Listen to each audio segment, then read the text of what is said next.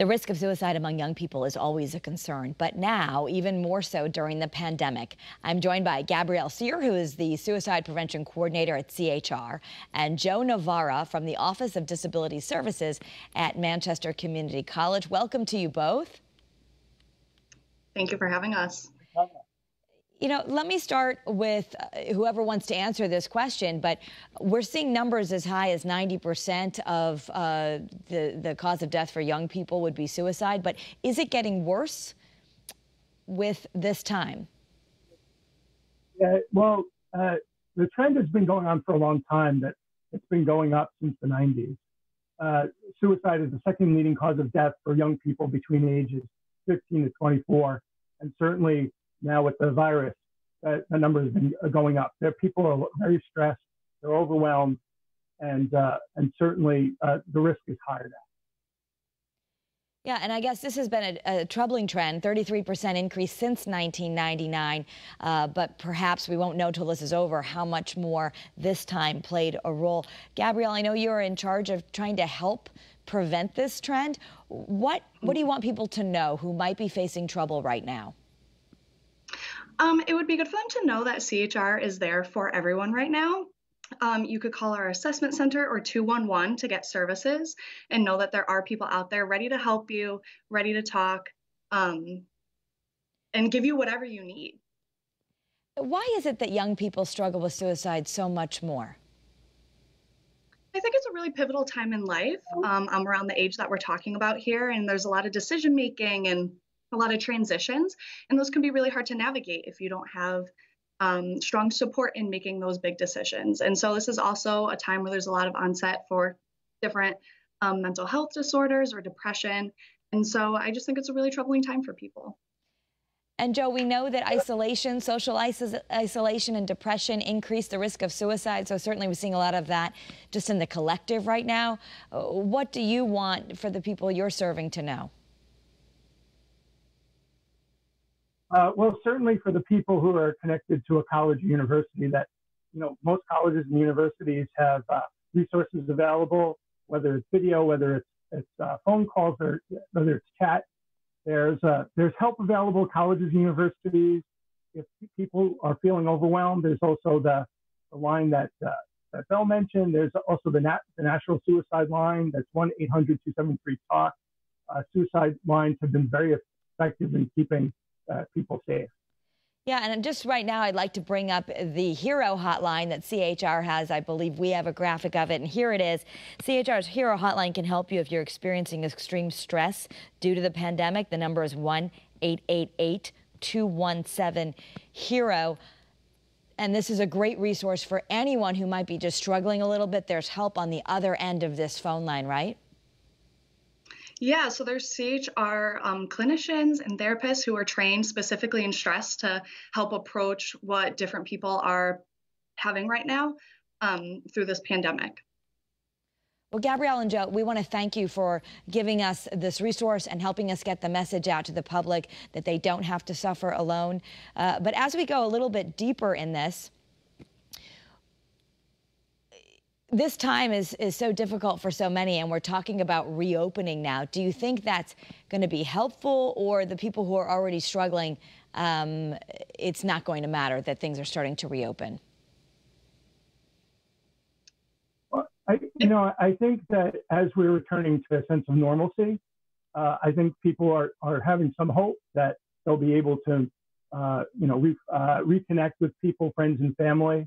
The key is how we do that in a safe way.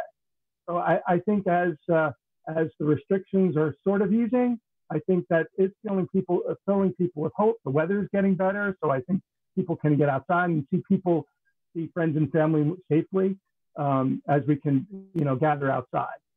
And Joe, I want us to keep it with you for a second. The risk is much more. I'm sorry. Oh, I was just sorry to interrupt there. I wanted to keep it with you for a second before I move on with Gabrielle, but you brought up getting together safely. We just saw over the weekend with a lot of young people congregating in large groups, not social distancing. The college kids seem to, sometimes it's a little bit more difficult to get them to understand the importance of this, or even the fact that that is the governor's order. What are you saying to the students out there?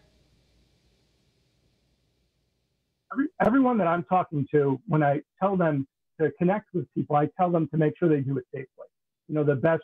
The latest data and research shows that, we can gather safely if we keep our distance or wear a mask. And that's what I tell all the students that I'm speaking to.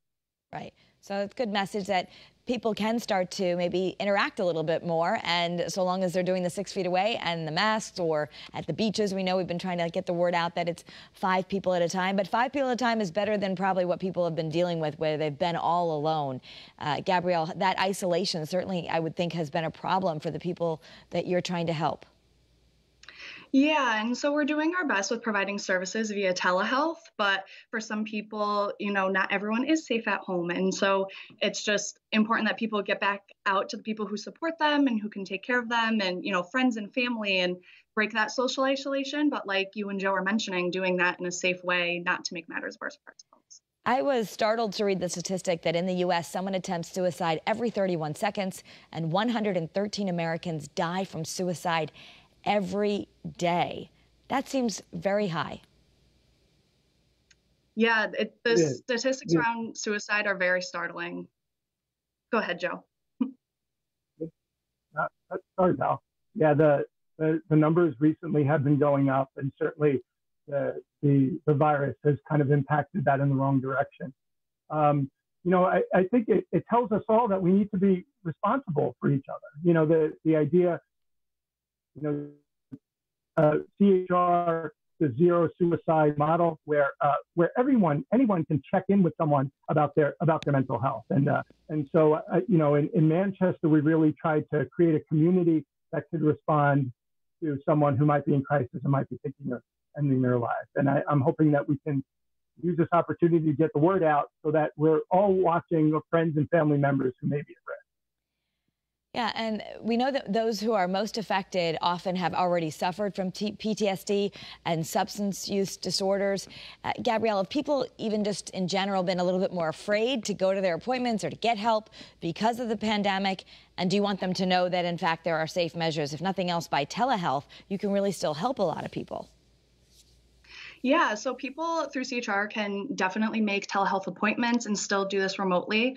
But as the world starts opening up a little bit more, we're hoping that people do continue coming to their appointments and getting the help that they need. And so people can always call 211, or they could call the assessment center and check in about what services are available to them that are safe and remote, and even within the building, masks and taking temperatures and hand sanitizers everywhere. So they're definitely taking the precautions that they need to make sure that everyone's able to get what they need without having to be afraid of COVID. Yeah, and Joe, what are you hearing from the young people on college campuses like where you are? What would you say the general mood is about reopening? I think folks are hopeful. But I think this happened in the middle of a semester, so many of them just tried to figure it out. So many of them were also essential employees. So I heard a lot of stress from students because they were having to work more.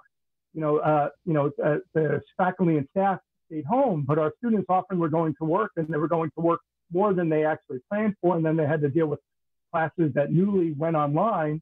And it was a very stressful time for it. So whenever I talked to one of my students who was overwhelmed, I said, I appreciate you getting out there, of hours, because you're helping to keep the food supply going, or keeping the economy going. Because so many of my students were really called to work more, and on top of having to deal with online classes, it was incredibly stressful for them. So now that the semester just ended a couple of weeks ago, there's a sense of relief that I'm getting from the students that I've been talking to. That's good to know. And I know it's been stressful for so many people. All of us have had to learn things quickly, go through changes, which can be stressful in itself. Gabrielle, CHR has this Hero Hotline. We can put it up on the screen again.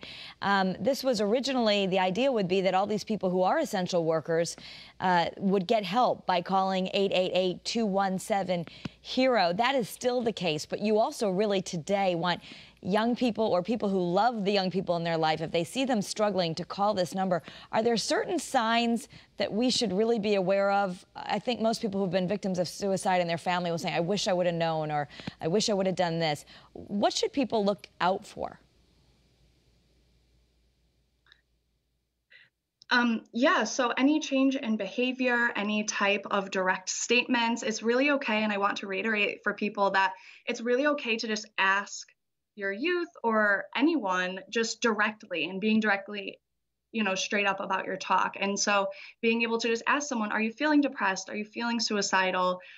Is there something I can do for you is really important if you see any sense of change in someone, if they don't want to do things that they usually love to do, if they're not as chatty as normal, anything like that. It's just important to check in, especially during this time, daily, especially with the people in your home and in your immediate life. Absolutely. And on this phone number, people will be able to get immediate coaching and guidance. There's also the state number, we should say, the 211 if you're in crisis. I know you want people to know about that crisis text line, that they can also use 211 or the crisis text line, which is you text 741741. But really, this special number that's easy to remember, 1-888-217-HERO, is available to anyone. And even if you haven't had help with your mental health before, making this phone call could just, if nothing else, provide you peace of mind that what you're feeling is normal. Absolutely. It's just another person also experiencing this, on the other end to talk through whatever it is you need. And you might not need a follow-up appointment. And so that's okay, but you could get it off your chest and have someone who is trained to talk about these things with you. Absolutely. Thank you, Gabrielle. And sometimes, family's not the right spot, especially, Joe, you deal with so many young people, and maybe they have parents in their life, but they might be more comfortable talking to someone who is trained to deal with this, who might be a little bit more comforting than even the family they're living with.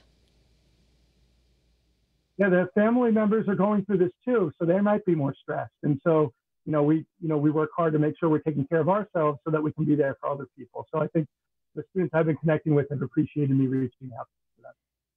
Well, I'm a big fan of getting help when you need it, and I know so many people can really have a change when they have the right people who are skilled, like both of you, guiding them. So we just want all of our viewers who are watching right now to know about that phone number and know that it's available. And thank you at CHR and you, Joe, for all that you're doing. The number again is 1-888-217-HERO. It is the Hero Hotline. It's absolutely free. You can call right now or give the number to someone who might need it. We hope we can make everyone feel just a little bit better during this stressful time. Thank you both for being here. Thank you. Thank you so much.